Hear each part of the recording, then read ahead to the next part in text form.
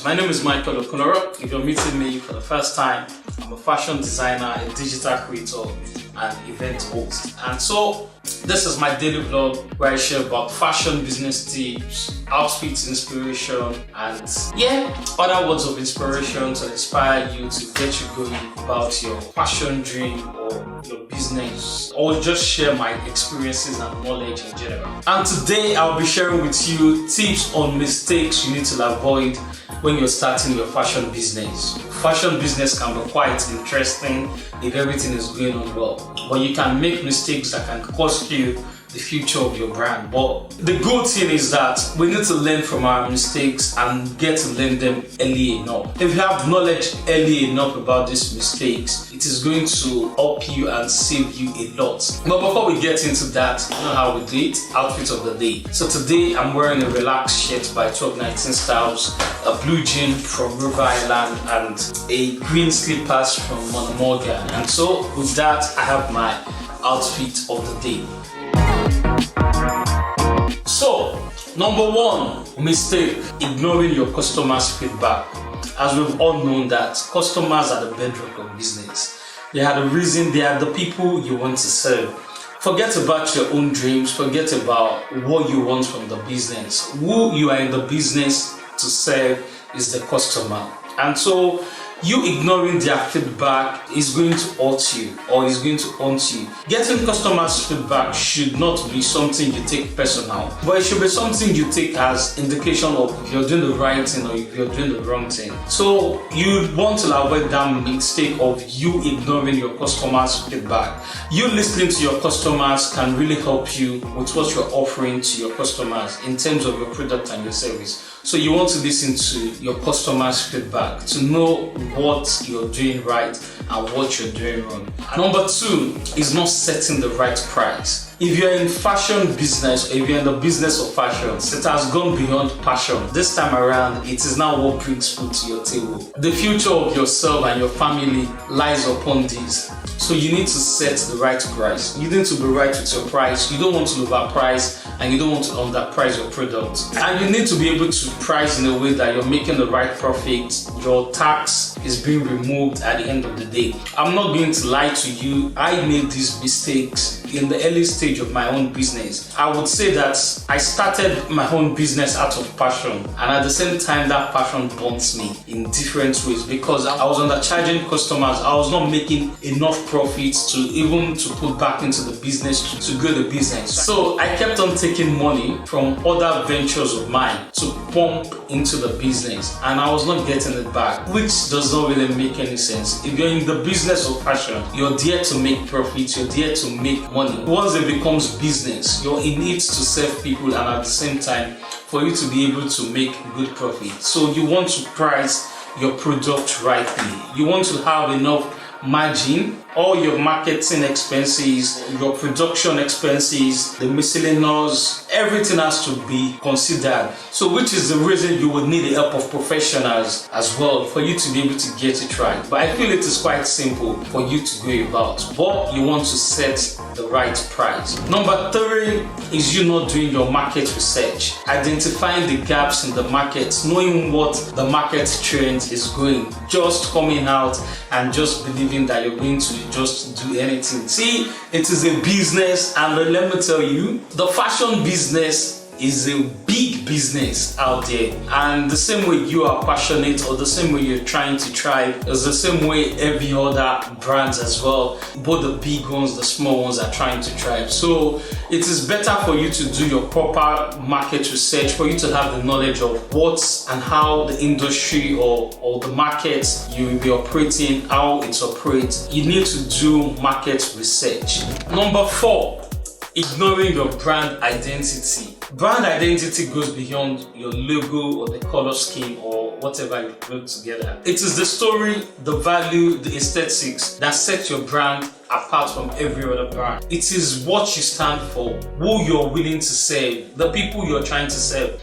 There is this phrase or adage that goes that the man who does not stand for something is going to stand for everything. If you don't have a goalpost, you're just going to be running up and down on the pitch. So you having a brand identity will help you know who your target audience is. Who are you marketing your product to? It is going to help you market your product. It is really going to make a whole lot of differences, and it is going to let you know what you should be doing part time. It will help you analyze that, oh, does this match with what my brand stands for? Am I just doing this because everybody is doing it, or I see another brand that I like or admire doing the same thing as well? You having a brand identity will help you navigate your journey more easier. And so you do not want to get yourself into that loop of you not having a clear brand identity from the very beginning. The fifth mistake you want to avoid when you're starting your fashion business is doing it all alone. Trust me, fashion business is not what you can do all by yourself. You can't be the head designer, be the head marketer, be everything all by yourself.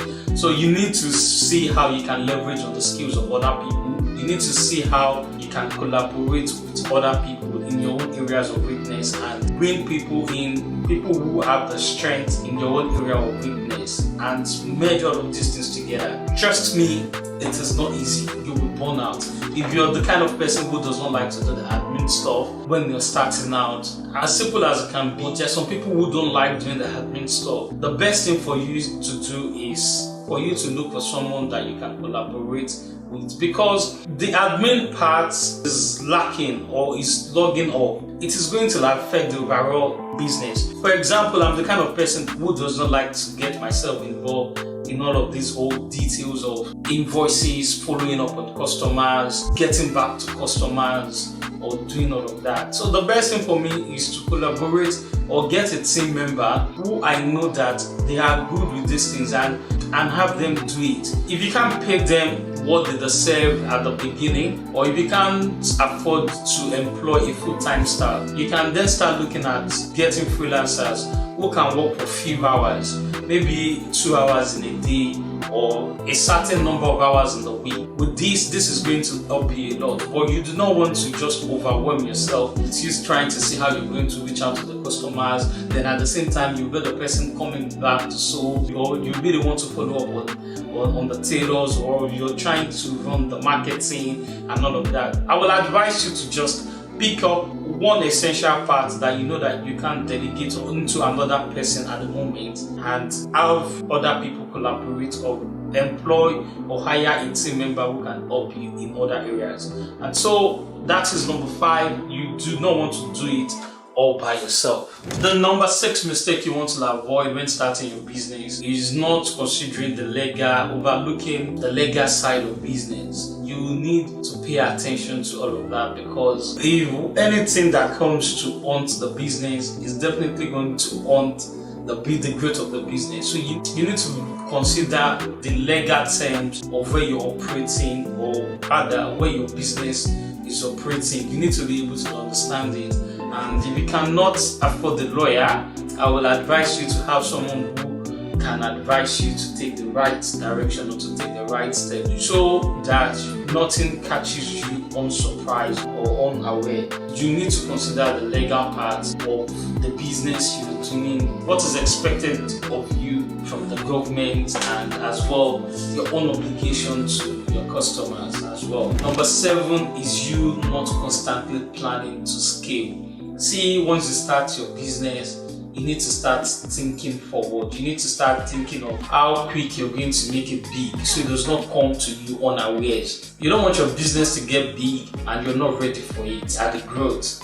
So if you're making good product, if you're making quality product and people are loving it, trust me, you're going to get big, and you need to plan for it. Maybe you need to start looking at how you can have more hands, how you can simplify your production process, the whole channel of you running your business. You need to plan ahead for these things so that they don't catch you unaware. And the last but not the least is you not taking your online presence serious. This is 2024. A lot of people find comfort in buying from their phone and having it delivered to their doorstep. So you need to take your online presence serious. You need to optimize your bio. You need to be able to optimize your websites to be user friendly, so for your customers to be able to find all necessary information that they might need for the product or for your offering on the website. So you need to take that very serious, and so you need to make sure that communication is clear on your website. You want to make sure that people can easily find your website, because this is 2024. Everybody is on their phone. They can easily buy things online. For example, I run a bespoke tailoring service, and I would say that 80% of my customers, I do not even get to see them. We run a virtual service, and it's so amazing because what we were made known about bespoke is the whole feeling of of you being able to go to the tailor's place and for them to make amendment and all of that. But this is 2024. People want things that will make their life easy. So you need to as well be able to optimize your social media presence, your online presence. And yes, with that, those are the few mistakes that I know that you want to avoid, or you don't want to caught in the trap, you doing the opposite. And with that, I hope you're able to learn something, and I will see you tomorrow on my daily vlog. My name is Michael Okunloro. If you find this helpful, kindly share and subscribe to the YouTube channel, and I'll see you on another day.